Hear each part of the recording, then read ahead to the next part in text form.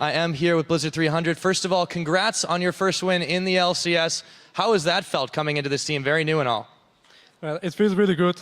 Like, we were pretty confident going into this, but we didn't really show it because I think this game was pretty sloppy, but we still won and we're happy for that.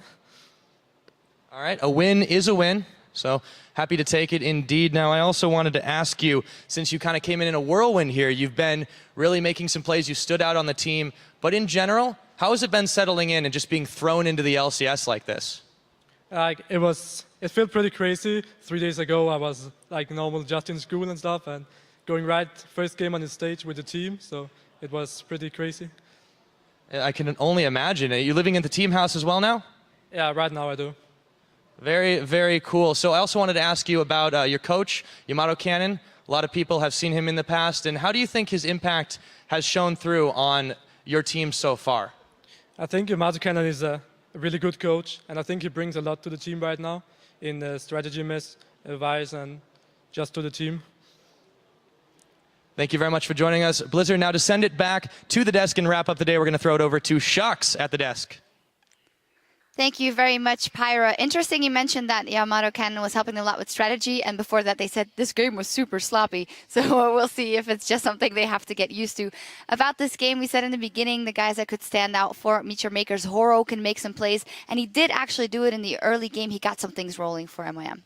Yeah, it was really important Horo got rolling this game because Blizzard was getting one-on-one really heavily out CS by Soren, and the fact that Horo managed to get some kills really kept them in the early game. Yeah, you mentioned it. Soren was actually having a pretty good game on that Zed and able to split push, which was really being a menace for MYM.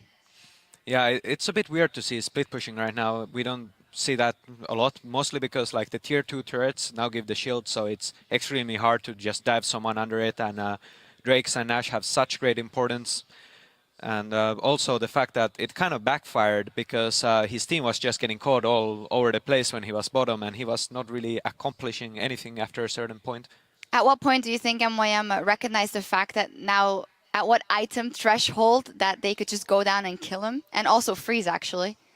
Yeah, well, it was like 20 minutes, nothing was happening. Soren was just sitting in a brush, spamming the Zed dance thing, and then at some point Irelia just had so much armor, she was like, okay, I'm immortal, I can kill everyone, and they just went to teamfight and won the game. Let's take a look at one of the team fights. Let's get that up on the screen. It's actually a clip where Nisbet, the new support addition for Meet Your Makers, gets caught, but if we can get that clip on the screen, a replay of Nisbet, he goes in as Leona, and he seems to be getting caught, but instead of going back out, is this the right clip? Yeah, there it is. And he has flash, but he doesn't jump out and he waits for his team. Yeah, here just Nisbet running away, getting somehow away, and then the bait is complete. Of course, Soren here just bottom, really not accomplishing anything, and it's clean up 4v5. Just really good for MIM here.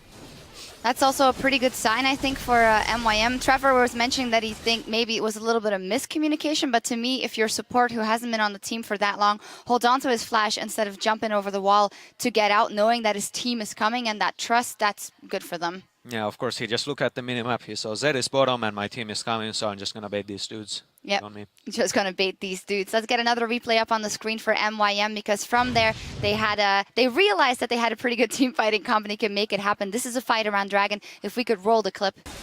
Yeah, CV is just so split here, and Horo going in, no fear. Airbox forced to jump on someone not so important. Blizzard doing actually a really good job here, stoning Freeze, killing him in the end, and now just clean up duty. I don't know why is the Nisbeth support getting focused here when Rallis is just next to him, but now, yeah, just a clean up. Soren can't do much at this point with his ulti already gone. Yep, well played by them. Very welcome win for MYM. How much does one win like this go in terms of, are they really going to get going now with that one win? Did you see some things here that will give them some confidence? Well, at least their game plan was pretty good, just like farm out the Zed, being strong, and just fight when you have a lot of items, because you're going to win late game for sure against that full AD comp, because you only have to buy armor, they have to kind of buy everything. So at least that was good for them, and like I said before, you need that first win to get your confidence up, and when it's up, then you just roll with it. roll with it. At the end of week 2, let's take a look at the table. Fnatic and SK Gaming are still undefeated at 4-0 at the top of that table. Then Elements is in third at 3-1. Gambit Gaming is still without a win, 0-4 at the bottom of the standings for Gambit. As you said, Gambit is one of those teams, they have to get one win to get going. Yeah, and for